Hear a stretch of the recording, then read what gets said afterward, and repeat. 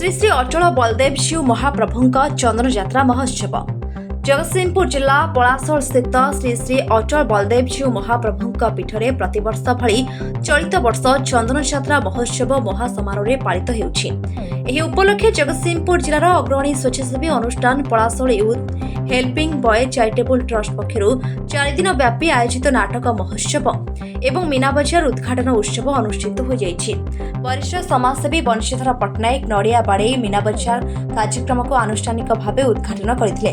पलासोल youth helping boy charitable trust सभापति अक्षय कुमार महांती, सरपंच मेनका दास, समिति सभ्य Pradyumna Kumar Mallik, Palasol youth helping boy charitable trust उपसभापति ऋतुराज महांती, संपादक जामिनकांत नंद, ट्रस्ट उपदेष्टा ब्रजबंधु विश्वाल, मनोज कांडी, सूरज बेहरा, लुना साहू, देवदत्त दास, नंगुली सामल, बाबुली सामल, नरेंद्र बेहरा, कविता बारिक, मनोरंजन महांती, चुमुकी सेठी, चारुलता पट्टनायक, ममता कांडी और बसंत कांडी प्रमुखों द्वारा समस्त कार्य परिचालना करा जायथिला।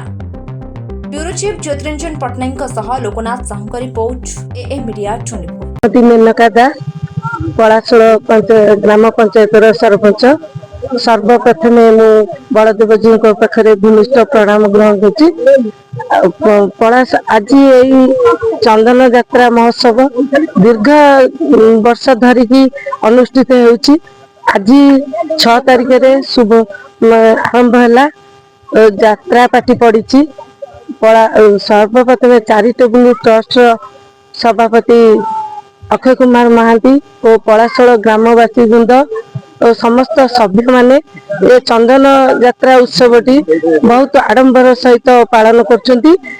ठाकुर पाखे प्रार्थना एमती सबुदिन एमती उत्सवटी बहुत आडंबर सहित पालित हो, समस्ते खुशी रे जंती उत्सवटी उपभोग करती। एतिकी मो ठाकुर पाखे प्रार्थना। मो Shri Akshay Kumar Mohanty, Palasol youth helping boy charitable trust सभापति एवं मत समस्ते गाँव में कालिया सार बोली डाकती। आज आम पलासोल श्री श्री अटल बलदेव जो चंदन यात्रा महोत्सव आज 6/5/2026 बुधवार ठारू आरंभ है। यही कार्यक्रम आमर 9/5/2026 सरीब। यारी यही महोत्सव उपलक्षे आमर छोटकाटिया मीना बजार टे पड़ी एवं आज ठारू अपेरा श्री जगन्नाथ नाट मंचस्थ करिब एवं आमे पलासोलर समस्ते आमे माने खुशी रे आज लहरी खेली जाइछि एवं एया आमे सब बेले अपेक्षा करिताउ। एई चंदन यात्रा को ये पलासोलर इष्टदेव ये समस्तंकर प्रभु, तेणु तांकरी चाप तांकरी एई चंदन यात्रा को समस्ते आमे अपेक्षा करताउ। आज एई दिन को आमे अपेक्षा करिकि रहिलु एवं एया 9 तारिख सरिया पर्यंत आमे समस्त खुशी रे ए दिन टिक काटिलु। प्रद्युम्न कुमार मल्लिक, पलासोल ग्राम पंचायत समिति सभ्य।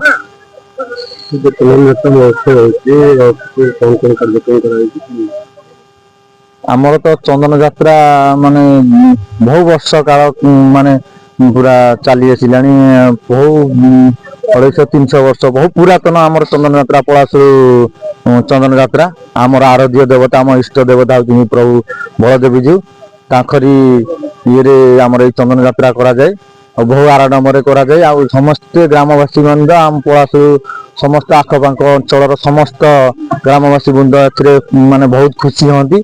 बहु लोक ये समागम हती या परिचालना करती आमर समस्त ग्रामवासी वृंद एवं पलासोल यूथ हेल्पिंग चैरिटेबल ट्रस्ट समस्त मेंबर और सभापति अक्षय कुमार महांती, सभापति आमर ऋतुराज महांती, जामिनकांत नंद, सूरज बेहरा, मानस कांडी और समस्त वार्ड मेंबर और समस्त माने आम अंचल आम आखपाखर जी ग्राम अच्छा समस्ते साहाय्य करती।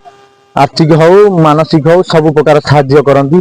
आज उद्घाटन कर आमर अंचल मुरबी श्रेणी लोक बंशीधर पट्टनायक आमर पलासोल ग्राम पंचायत सरपंच मिनती दास, मेनका दास समस्त वार्ड मेंबर बहुत खुशी लगुच।